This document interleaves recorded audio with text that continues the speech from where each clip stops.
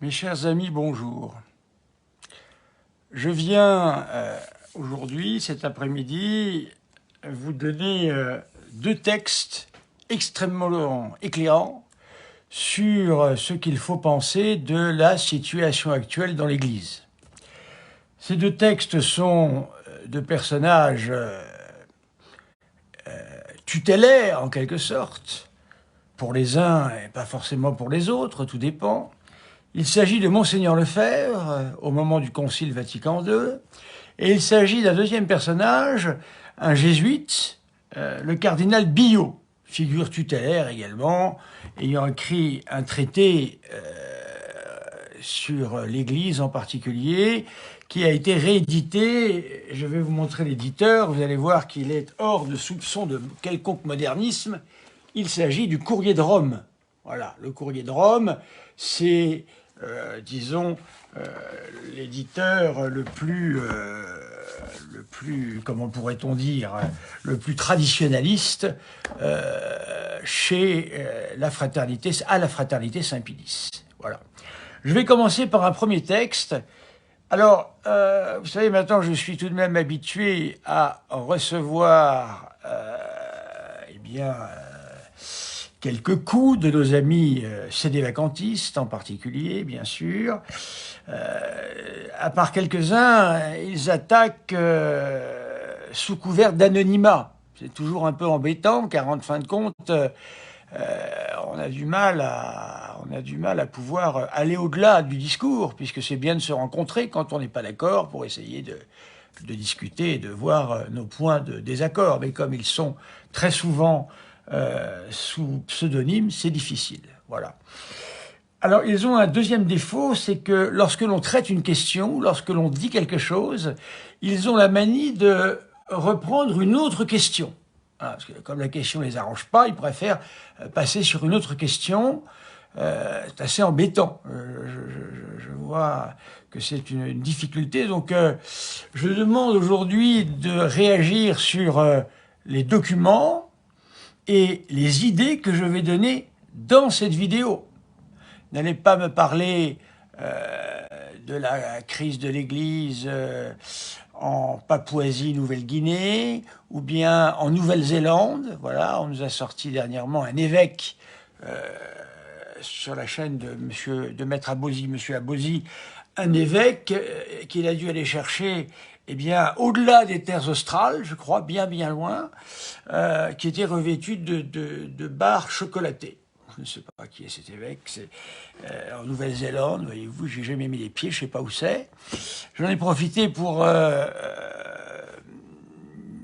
intervenir sur la page de ce très vénérable Maître Abosi, tout de même, voilà, on doit se respecter les uns les autres, et je lui ai mis tout de même au moins 6 ou 7 photos issues de la messe de Paul VI, issues de la communauté Saint-Martin, qui est la première, je crois que c'est le premier séminaire de France à l'heure actuelle, qui fournit de nombreux séminaristes, et les séminaristes, pour en avoir connu beaucoup, car quand j'étais moi au séminaire, j'étais religieux de Saint-Vincent de Paul, nous étions en contact avec la communauté Saint-Martin. Voilà, et nous avions des professeurs qui venaient nous y donner des cours, voilà, de qualité. Voilà, donc il n'y a pas à en douter. Et là, il y a des photos de trentaines de prêtres en soutane, des photos de magnifiques liturgies de Paul VI, ad orientem, voilà, tout simplement, tel que le concile, tel que parce que vous savez que la réforme liturgique est partie de très loin. Hein.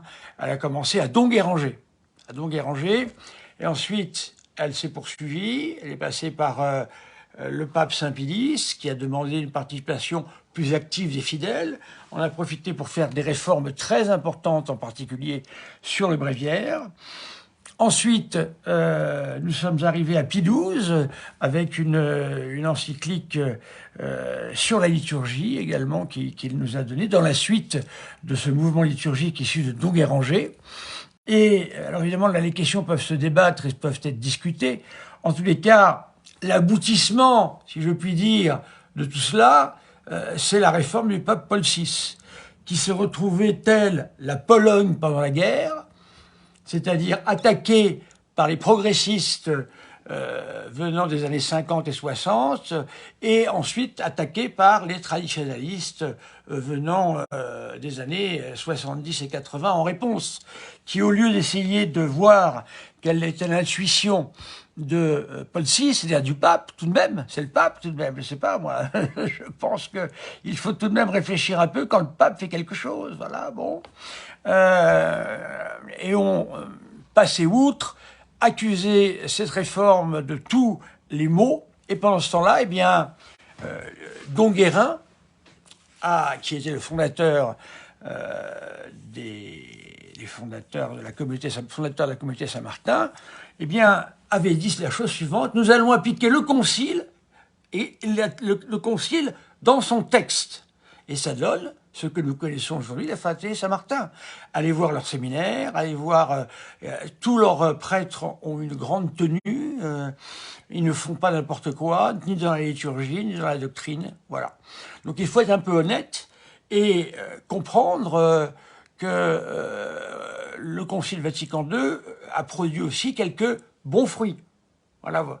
Et les mauvais fruits ne sont pas issus du Concile Vatican II, mais issus de terroristes, en quelque sorte, qui ont tout fait pour que ça ne puisse pas bien fonctionner. Excusez-moi, je vais prendre mes lunettes. Pardonnez-moi.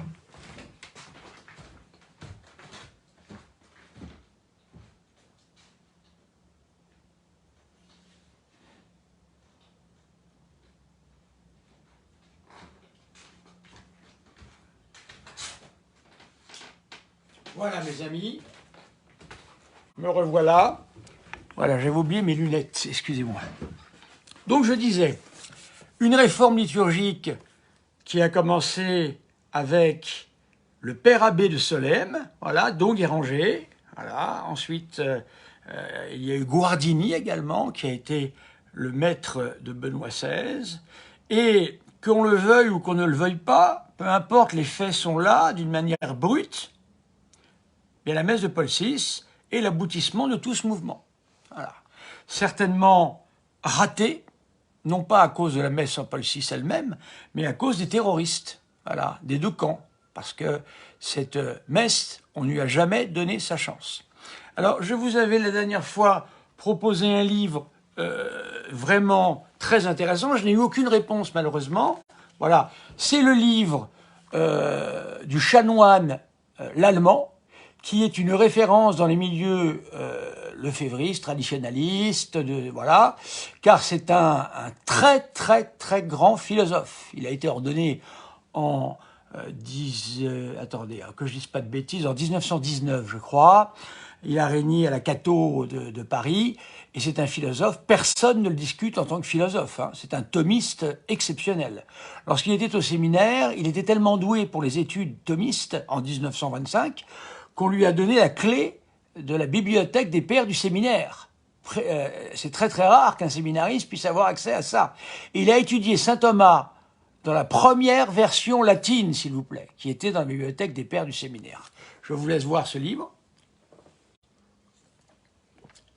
Voilà, je vous l'avais lu la dernière fois, vous pouvez revenir à la vidéo, qui se réjouit du Concile Vatican II, qui se réjouit de la réforme liturgique et qui a fait un petit livre là-dessus pour expliquer tout ça. Pour ma part, je dois l'avouer, j'ai mis beaucoup de temps à comprendre tout ça, parce que je n'avais pas les clés déjà. Et puis, si vous voulez, nous sommes dans une ambiance tellement de terrorisme de tous côtés, on jette des bombes, voilà, terrorisme spirituel, bien sûr, entendons-nous bien. On jette des bombes, on fait beaucoup de fumée, on fait beaucoup de choses, etc. Il n'y a pas tellement le temps de s'asseoir et d'essayer de réfléchir un petit peu dans tout ça. Et le chanoine l'Allemand nous fait découvrir une chose que je ne connaissais pas. La messe voulue par Paul VI est ordonnée selon le même ordre que la somme théologique de saint Thomas, en particulier la Prima Secundae. Dans la Prima Secundae, saint Thomas d'Aquin, avant d'attaquer la morale, que fait-il? Eh bien, il nous donne un petit traité, et ce petit traité, c'est le traité de la béatitude, du ciel, du repas pascal, voilà. Car il se dit qu'il faut comprendre la cause finale, ce pourquoi nous allons vivre la morale catholique, c'est-à-dire le ciel. On veut aller au ciel, voilà. Si vous voulez, mes chers amis, il n'est pas ici question de critiquer le moins du monde la messe de Saint Pie V. La messe de Saint Pie V a fait un bien immense. C'est la messe du curé d'Ars, c'est la messe qui a été connue au Concile de Trente, c'est une messe qui a été utilisée de manière apologétique contre le mouvement du protestantisme, qui niait la réitération du sacrifice de notre Seigneur Jésus-Christ à chaque messe, voilà. Et donc on insistait dans cette messe particulièrement sur le sacrifice, mais on y insistait dans le texte, car comme chacun le sait, les sacrements agissent ex opere operato, c'est-à-dire que le sacrement de la messe et le sacrement de la messe, il n'a jamais changé, il produit les mêmes effets, voyez-vous. C'est le texte qui change. Voilà, le texte va nous induire plus ou moins vers telle ou telle réalité. Mais c'est un non-sens absolu que d'opposer les deux messes. C'est pour ça que Benoît XVI avait justement compris cette chose-là en instituant le même rite, le même sacrement avec deux noms différents, la forme ordinaire et la forme extraordinaire. C'est pour ça qu'il a fait ça. Voilà. Alors, il y a eu tellement l'agitation a tellement repris suite à ça. On n'a pas essayé de comprendre, et ben voilà, on se retrouve maintenant, comme je l'ai souvent dit, au lieu de parler de la foi de toujours, eh bien certains préfèrent parler de la messe de toujours, eh bien nous en sommes là, car la foi de toujours est inattaquable quant au texte, bien sûr, après on peut faire ce qu'on veut, hein. Et la messe de toujours, ça ne veut rien dire du tout, car vous savez qu'il y a plus d'une trentaine de rites dans l'Église qui ont toujours été acceptés, et il y a des rites bien plus anciens que la messe de Saint Pie V. Ainsi, il y a un rite, je crois que c'est le rite chaldéen, dans lequel le prêtre parle dans la langue du Christ, en araméen. Est-ce que l'on peut faire mieux que ça? Je ne crois pas. En termes de messe dite de toujours.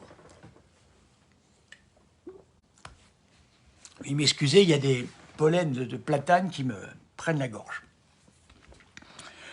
Donc, je n'oppose pas Saint Pie V et Paul VI. Ces deux messes ont leur sens. Ces deux messes sont indiquées pour telle et telle époque. Et je pense que la formule qui avait été donnée par Benoît XVI était absolument irréprochable. Il y en avait pour tout le monde. Et voilà, et bon, on est revenu dessus. C'est ainsi. Mais ce qu'un pape a fait, un autre peut le défaire. Et successivement, voilà, c'est comme ça. Hein, il faut des fois réfléchir pourquoi est-ce qu'on est arrivé à ça. Rien n'arrive par hasard. Voyez-vous, il aurait fallu que j'arrive à mon âge, tout de même, après des réflexions intenses durant 30 ans, pour commencer à voir des choses que je ne voyais pas. Maintenant, je les vois. Voilà, il faut toujours rester à l'écoute de ce que nous dit l'Église. L'Église est notre mère. J'entends les sénévacantistes oser parler. On ne peut pas parler avec eux puisqu'ils savent tout. Je cite le cardinal Billot, ils me disent que c'est irrecevable. Je cite le chanoine l'allemand, c'est rien du tout. Je cite saint Thomas d'Aquin, c'est rien du tout. Ces gens-là font une utilisation de la parole des papes comme les évangéliques utilisent la Bible. Je veux dire, on ne peut pas dire que la seule parole du pape suffit. Dans l'Église, c'est plus large que ça. Et je vais le démontrer, pas par ma parole, elle ne vaut rien, ma parole. Hein. Moi, je ne fais que de...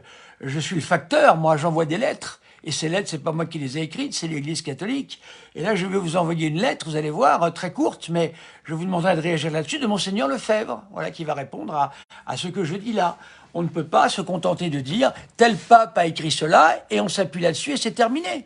Parce que, contrairement à ce que pense M. Abosi, un texte des papes, eh bien, ça s'analyse, ça s'interprète. Il faut des autorités. C'est pour ça qu'il y a des théologiens dans l'Église. C'est pour ça qu'il y a Monseigneur Lefebvre avait comme théologien. Je vais vous montrer un de ses livres ici. Voilà, justement, le chanoine Berthaud. Le voilà, voyez-vous, pour la Sainte Église romaine. C'était le théologien personnel de Monseigneur Lefebvre durant le Concile Vatican II. Voilà, j'ai tous ses écrits. Et c'est excellent, bien sûr. Et c'est beaucoup plus fin, une finesse, c'est incroyable par rapport à ce que j'entends. C'est de la dentelle, ça. Hein. C'est de la dentelle. Et une page sur deux est en latin. Voyez-vous, on n'est pas dans le « je pense que »,« je dis que », car nous en sommes là. Nous avons des gens qui veulent se prétendre des spécialistes indécouronnables de la tradition et ils ne reconnaissent pas l'autorité des prêtres. Ils sont laïcs et ils se croient supérieurs aux prêtres. Et il ne s'agit pas de leur rappeler ça, parce qu'ils le prennent très mal. Donc, qu'est-ce qu'ils font de la constitution divine de l'Église catholique? L'Église repose sur les apôtres, et les apôtres, eh bien, ne peuvent pas être partout. C'est pour ça que les prêtres ont été institués et participent au ministère des apôtres. Et quand moi je parle, c'est moi qui reçois une leçon. Voyez-vous, c'est ça qui ne convient pas. On ne peut pas fonctionner de manière inverse à ce que notre Seigneur a institué dans l'Église catholique. C'est le prêtre qui donne le catéchisme. Et c'est le laïc qui doit entendre et assimiler le catéchisme, et non pas le prêtre. Alors là, je me retrouve dans une situation où c'est le prêtre qui doit recevoir le catéchisme du laïc. Et même des fois, pire qu'un catéchisme, c'est une véritable inquisition. Voyez-vous? Donc nous sommes dans une situation, paradoxalement, digne du progressisme le plus avancé. Le prêtre n'a même plus sa place. C'est le laïc qui devient l'enseignant. Voilà, car encore une fois, quand je m'adresse, je parle sur la chaîne, par exemple, de M. Abosi, ce ne sont que des laïcs qui me répondent. Il n'y a pas un seul prêtre qui vienne me répondre. Il y a quand même quelque chose là-dedans qui ne tourne pas rond. Et ces gens se croient supérieurs aux prêtres. Voilà, évidemment, alors, ils s'en sont sortis en disant que les prêtres ne sont pas vraiment ordonnés. Voyez, il y a toujours une carte à sortir. Voyez-vous, c'est comme le jeu à ça enfant, hein, j'ai rejoué à ça dernièrement avec des enfants. C'est comme le jeu du code de la route. Comment ça s'appelle ce jeu-là? Bon, bref, c'est un jeu où il y a des bottes secrètes qu'on sort sans arrêt, voilà. Alors voilà, vous le mettez crevé, tac, increvable, il y a toujours une botte. Ben, c'est pareil, ils ont toujours une botte à tirer, à vous parler, mais vous n'êtes pas vraiment prêtre. Bonjour mon père, notre ego. Oui, là je parle d'autre chose, Chevalier Bayard. Voilà, je ferai un live où je répondrai aux questions, mais là vraiment, je parle d'un autre sujet. Voilà. Hein, c'est une question très bien, très bonne que vous posez. Donc vous voyez, toujours une botte. Alors on ne peut pas s'en sortir puisque c'est eux qui ont les règles, c'est pas moi. C'est eux qui osent dresser des listes pour dire qui est évêque, qui ne l'est pas, qui est pape, qui ne l'est pas, qui est prêtre, qui ne l'est pas. Voilà, et ce sont eux, bien enracinés dans le néant. Voilà, bonjour monsieur, voyez, ça doit être un des leurs, ça. Bonjour monsieur, voyez-vous. Il ne reconnaît pas mon sacerdoce. Voilà, je pense, hein, c'est ça, monsieur Jérôme Jean Gabin, c'est ça? Vous ne reconnaissez pas mon sacerdoce, est-ce que c'est ça? Répondez, s'il vous plaît, parce que sinon, vous m'appelez monsieur, je ne sais pas pourquoi. Je suis prêtre, tout de même. Alors, ces gens sont sur le sacrilège permanent, car ils disent que l'Église, eh bien, l'Église a disparu, l'Église s'est évanouie, l'Église s'est estompée, on ne sait pas où elle a disparu. Il faudra bien nous dire où est passée cette Église. Voilà, parce qu'ils ont mal interprété une partie du texte d'une des voyantes de Fatima, voilà, dans laquelle elle dit que l'Église sera amoindrie, ou c'est dans ce sens-là qu'elle entend ce mot-là, et eux prennent ça dans le sens de sa disparition, ce qui est une aberration totale, bien évidemment. Voilà. Ça serait bien de répondre, monsieur Jérôme Jean Gabin, reconnaissez-vous mon sacerdoce? Ou êtes-vous un cacique de cette secte appelée sédévacantiste dont saint Augustin se serait beaucoup amusé? Ah, si je puis me permettre, ah, le voilà, le coquin. C'est bien, vous voyez, c'est à ça qu'on reconnaît ces gens. Ils appellent les prêtres monsieur. Voilà les rois,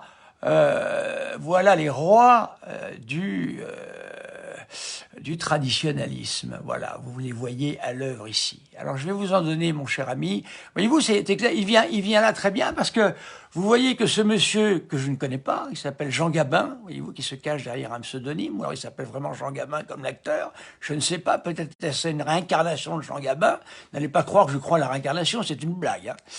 Hein. Ce monsieur me fait le catéchisme, il m'explique la religion. Et vous regardez ce monsieur-là. Ce monsieur qui doit avoir un travail de bureau, il doit être informaticien ou je ne sais quoi. Et ce monsieur, au lieu de se concentrer sur son travail, se pique, tel monsieur Jourdain, de théologie, n'y connaissant rien et répétant comme un perroquet ce que ses maîtres, qui sont de faux maîtres, lui ont appris, eh bien, il intervient. Il appelle le prêtre monsieur, et ensuite il lui explique la théologie. Voilà, c'est à ça qu'on les reconnaît. Voilà, nous pourrions parler de cette, etc., etc. Voilà. Je ne vous réponds pas, monsieur, vous ne m'intéressez pas. Moi, si on ne m'appelle pas, déjà, on ne me donne pas mon titre, vous ne m'intéressez pas, monsieur.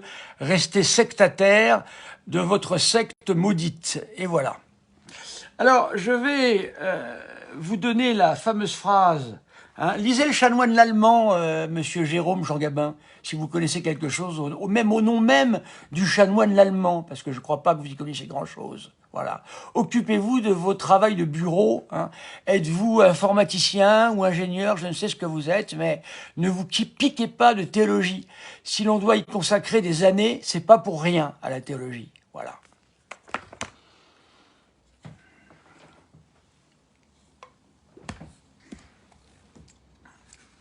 Alors, je vais maintenant vous citer une phrase. Je vais vous donner la provenance. Monseigneur Lefebvre, tiens, lui, je vais le dégager parce qu'il me fait... Non, je ne veux pas l'air amer, cher monsieur, pas amer du tout. C'est contre les imbéciles de votre acabit que je suis amer. Oui, c'est vrai, c'est vrai, c'est vrai.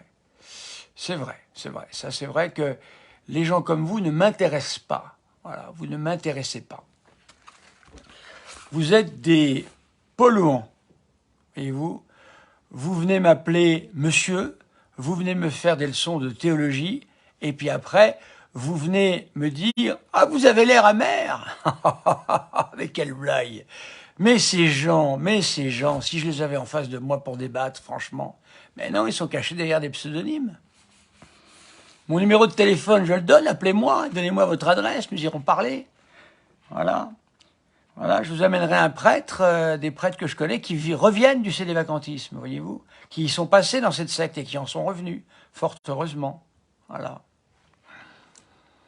Alors, vous n'avez pas besoin de courage face à des freluquets pareils, hein, vous savez, c'est simplement, c'est pour, là vous les voyez à l'œuvre, voilà, tout simplement.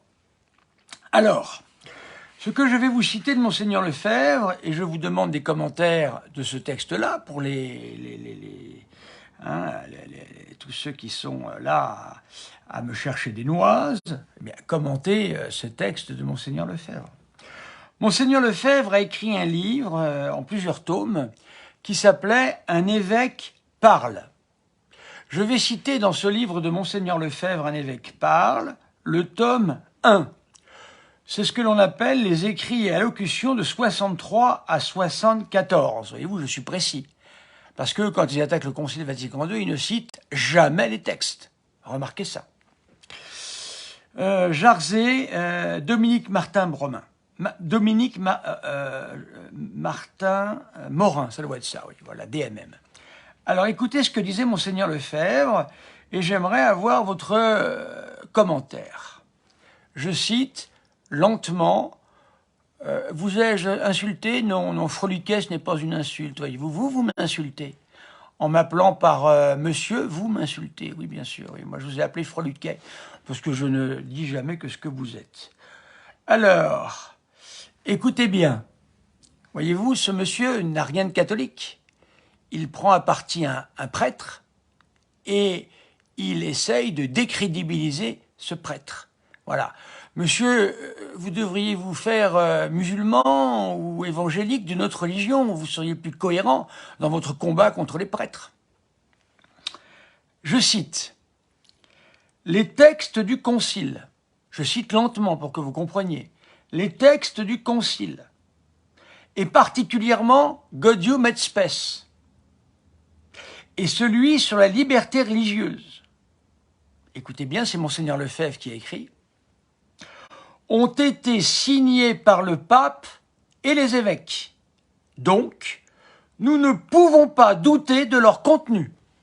Monseigneur Lefebvre. Je vais répéter cette phrase de Monseigneur Lefebvre. J'aimerais bien avoir des commentaires ensuite de gens qui font partie de la Fratelli Saint-Pédis pour nous expliquer pourquoi Monseigneur Lefebvre a dit ça et vous dites autre chose. Je ne comprends pas. Et j'aimerais aussi savoir pourquoi nous n'avons pas accès à la correspondance de Monseigneur Lefebvre. Nous aimerions avoir les textes, les lettres. Je reprends. Monseigneur Lefebvre dans Un évêque parle.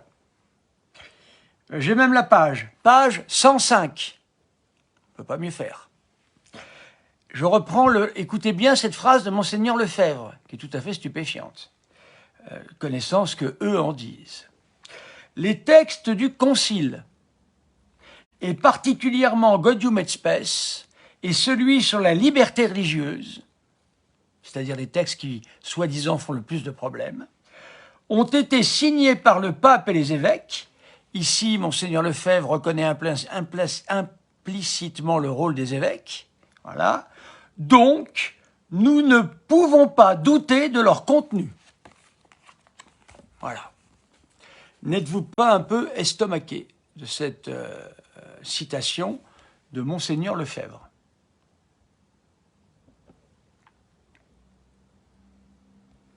N'est-ce pas? Il y a tout de même ici véritablement de quoi se poser des questions. Donc Monseigneur Lefebvre non seulement a signé le père de Blinière, je crois que c'est le père de Blinière qui a fait ça, qui est passé par le sénévacantisme d'ailleurs, et qui reconnaît aujourd'hui eh bien, le piège terrible qu'est le sénévacantisme. Aujourd'hui, il est à la tête d'un institut magnifique dans l'Église catholique, les pères de Chéméré, qui font un travail d'approfondissement de la somme théologique formidable. D'ailleurs, à l'heure actuelle, tous ces critiques, là, voyez-vous, passent complètement à côté d'un renouveau, par exemple. Il y a un renouveau thomiste à l'heure actuelle. Mais M. Jérôme Jean Gabin, ça ne l'intéresse pas. Il préfère eh bien, s'acoquiner à de faux maîtres